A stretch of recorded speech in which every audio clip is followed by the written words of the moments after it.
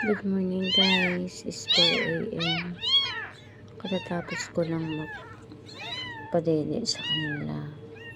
Nag-drop ng gatas. Pang 5 days na nila ngayon guys sa akin.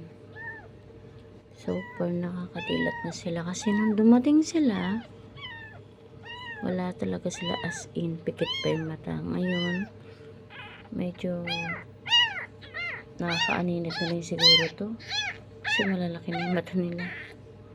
Ganun po yung ginagawa ko guys. May towel kasi malambot, kala siguro nila mama nila ganun or feeling nila, pero medyo busog naman na sila kasi na-dropper ko na sila. Iba lang pa rin kung may nanay sana. Look, ang patuloy siguro nila yun na kahit nabusog na sila ay nakasalpak sana sa kanilang ina. Ay, sirap ng ulila. Yan ang update ng tatlong 3 musketeers. Si 1, si 2, at si 3.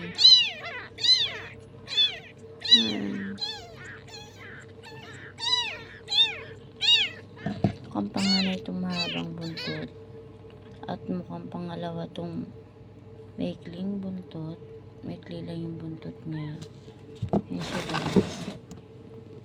Maikli lang yung buntot niya. At yung isang mukhang daga, parang siya yung bunso. Itong nasa gitna. Kasi siya yung pinakamaliit. Actually, 4 daw sila. Pero yung isa is nasawing palad dahil pinaglaruan ng mga bata. Ito lang ang na-rescue ko guys. Sa awa ng mga batang pamangkin ko tsaka ng batang kapitbahay ko, dinala nila dito sa akin dahil alam nila na alagaan ko sila. Yan. Awa ng Diyos naman. Nakakasurvive na in 5 days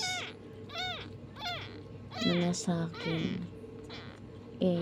Ang progress is nakakadilat na sila guys. Kasi pikit to as in baby, bagong silang na dinala sa akin. Yun ang update sa tatlo guys. Super. Sana mabuhay sila ng maayos. Thank you for watching.